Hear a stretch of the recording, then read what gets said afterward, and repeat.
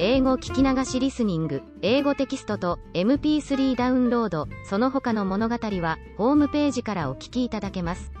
88thpp.com 88thpp.com Daddy Longlegs by Gene Webster. To you. Blue Wednesday. The first Wednesday in every month was a perfectly awful day, a day to be awaited with dread, endured with courage and forgotten with haste. Every floor must be spotless, every chair dustless, and every bed without a wrinkle. 97 squirming little orphans must be scrubbed and combed and buttoned into freshly starched ginghams, and all 97 reminded of their manners, and told to say, yes, sir, no, sir, whenever a trustee spoke. It was a distressing time, and poor Jerusha Abbott, being the oldest orphan, had to bear the brunt of it. But this particular first Wednesday, like its predecessors, finally dragged itself to a close. Jerusha escaped from the pantry where she had been making sandwiches for the asylum's guests, and turned upstairs to accomplish her regular work. Her special care was room F, where 11 little tots, from 4 to 7, occupied 11 little cots set in a row. Jerusha assembled her charges, straightened their rumpled frocks, wiped their noses, and started them in an orderly and willing line towards the dining room to engage themselves for a blessed half-hour with bread and milk and prune pudding. Then she dropped down on the window seat and leaned throbbing temples against the cool glass. She had been on her feet since 5 that morning, doing everybody's bidding, scolded and hurried by a nervous matron. Mrs. Lippett, behind the scenes, did not always maintain that calm and pompous dignity with which she faced an audience of trustees and lady visitors. Jerusha gazed out across a broad stretch of frozen lawn, beyond the tall iron paling that marked the confines of the asylum, down undulating ridges sprinkled with country estates, to the spires of the village rising from the midst of bare trees. The day was ended, quite successfully, so far as she knew. The trustees and the visiting committee had made their rounds, and read their reports, and drunk their tea, and now were hurrying home to their own cheerful firesides, to forget their bothersome little charges for another month. Jerusha leaned forward watching with curiosity, and a touch of wistfulness, the stream of carriages and automobiles that rolled out of the asylum gates. In imagination she followed first one equipage, then another, to the big houses dotted along the hillside. She pictured herself in a fur coat and a velvet hat trimmed with feathers leaning back in the seat and nonchalantly murmuring home to the driver. But on the doorsill of her home the picture grew blurred. Jerusha had an imagination, Mrs. Lippett told her, that would get her into trouble if she didn't take care, but keen as it was, it could not carry her beyond the front porch of the houses she would enter. Poor, eager, adventurous little Jerusha, in all her 17 years, had never stepped inside an ordinary house. She could not picture the daily routine of those other human beings who carried on their lives undiscommoded by orphans. Jerusha Abbott. You are wanted. In the office. And I think you'd better hurry up. Tommy Dillon, who had joined the choir, came singing up the stairs and down the corridor, his chant growing louder as he approached room F. Jerusha wrenched herself from the window and refaced the troubles of life. Who wants me? She cut into Tommy's chant with a note of sharp anxiety. Mrs. Lippett in the office. And I think she's mad. Amen. Tommy piously intoned, but his accent was not entirely malicious. Even the most hardened little orphan felt sympathy for an erring sister who was summoned to the office to face an annoyed matron, and Tommy liked Jerusha even if she did sometimes jerk him by the arm and nearly scrub his nose off. Jerusha went without comment, but with 2 parallel lines on her brow. What could have gone wrong, she wondered. Were the sandwiches not thin enough? Were there shells in the nut cakes? Had a lady visitor seen the hole in Susie Hawthorne's stocking? Had, oh horrors, one of the cherubic little babes in her own room F sauced a trustee? The long lower hall had not been lighted, and as she came downstairs, a last trustee stood, on the point of departure, in the open door that led to the porte cochere.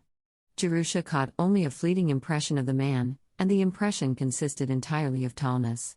He was waving his arm towards an automobile waiting in the curved drive. As it sprang into motion and approached, head-on for an instant, the glaring headlights threw his shadow sharply against the wall inside. The shadow pictured grotesquely elongated legs and arms that ran along the floor and up the wall of the corridor. It looked, for all the world, like a huge, wavering daddy longlegs. Jerusha's anxious frown gave place to quick laughter. She was by nature a sunny soul, and had always snatched the tiniest excuse to be amused. If one could derive any sort of entertainment out of the oppressive fact of a trustee, it was something unexpected to the good.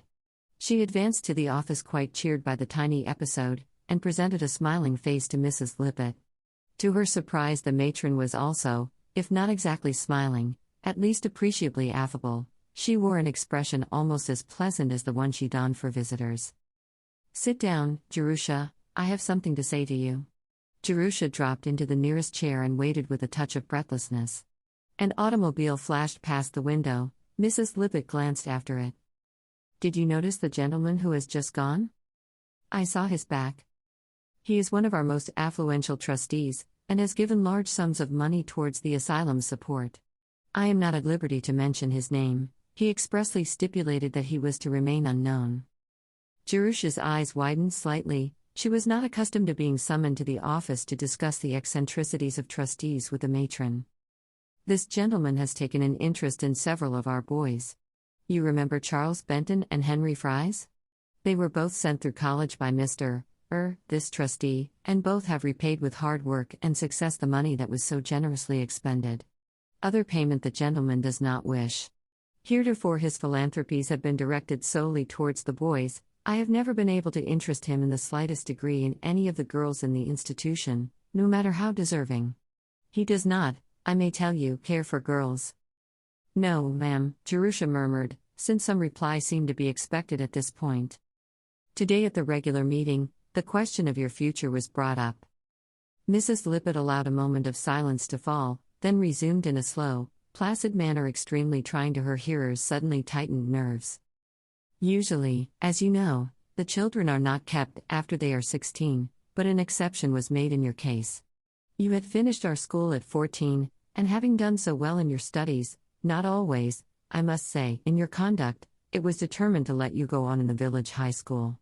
Now you are finishing that, and of course the asylum cannot be responsible any longer for your support. As it is, you have had 2 years more than most."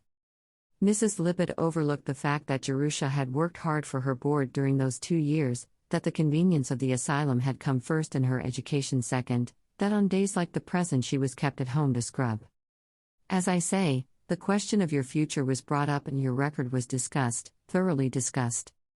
Mrs. Lippett brought accusing eyes to bear upon the prisoner in the dock, and the prisoner looked guilty because it seemed to be expected, not because she could remember any strikingly black pages in her record. "Of course, the usual disposition of one in your place would be to put you in a position where you could begin to work, but you have done well in school in certain branches. It seems that your work in English has even been brilliant. Miss Pritchard, who is on our visiting committee, is also on the school board. She has been talking with your rhetoric teacher, and made a speech in your favor. She also read aloud an essay that you had written entitled, Blue Wednesday." Jerusha's guilty expression this time was not assumed. "It seemed to me that you showed little gratitude in holding up to ridicule the institution that has done so much for you. Had you not managed to be funny, I doubt if you would have been forgiven. But fortunately for you, the gentleman who has just gone, appears to have an immoderate sense of humor. On the strength of that impertinent paper, he has offered to send you to college." "To college?" Jerusha's eyes grew big. Mrs. Lippett nodded. "He waited to discuss the terms with me. They are unusual. The gentleman, I may say, is erratic. He believes that you have originality, and he is planning to educate you to become a writer." "A writer?" Jerusha's mind was numbed. She could only repeat Mrs. Lippett's words. "That is his wish. Whether anything will come of it, the future will show. He is giving you a very liberal allowance, almost, for a girl who has never had any experience in taking care of money, too liberal. But he planned the matter in detail, and I did not feel free to make any suggestions. You are to remain here through the summer, and Miss Pritchard has kindly offered to superintend your outfit. Your board and tuition will be paid directly to the college, and you will receive in addition during the 4 years you are there, an allowance of $35 a month. This will enable you to enter on the same standing as the other students. The money will be sent to you by the gentleman's private secretary once a month, and in return, you will write a letter of acknowledgement once a month. That is, you are not to thank him for the money, He doesn't care to have that mentioned, but you are to write a letter telling of the progress in your studies and the details of your daily life. Just such a letter as you would write to your parents if they were living. These letters will be addressed to Mr. John Smith and will be sent in care of the secretary. The gentleman's name is not John Smith, but he prefers to remain unknown. To you he will never be anything but John Smith. His reason in requiring the letters is that he thinks nothing so fosters facility in literary expression as letter writing. Since you have no family with whom to correspond, he desires you to write in this way. Also, he wishes to keep track of your progress. He will never answer your letters, nor in the slightest particular take any notice of them. He detests letter writing and does not wish you to become a burden. If any point should ever arise where an answer would seem to be imperative, such as in the event of your being expelled, which I trust will not occur, you may correspond with Mr. Griggs, his secretary. These monthly letters are absolutely obligatory on your part. They are the only payment that Mr. Smith requires, so you must be as punctilious in sending them as though it were a bill that you were paying. I hope that they will always be respectful in tone and will reflect credit on your training. You must remember that you are writing to a trustee of the John Grier Home. Jerusha's eyes longingly sought the door. Her head was in a whirl of excitement, and she wished only to escape from Mrs. Lippett's platitudes and think. She rose and took a tentative step backwards. Mrs. Lippett detained her with a gesture. It was an oratorical opportunity not to be slighted. I trust that you are properly grateful for this very rare good fortune that has befallen you? Not many girls in your position ever have such an opportunity to rise in the world. You must always remember. Yes, ma'am, thank you. I think, if that's all, I must go and sew a patch on Freddie Perkins's trousers. The door closed behind her, and Mrs. Lippett watched it with dropped jaw, her peroration in midair.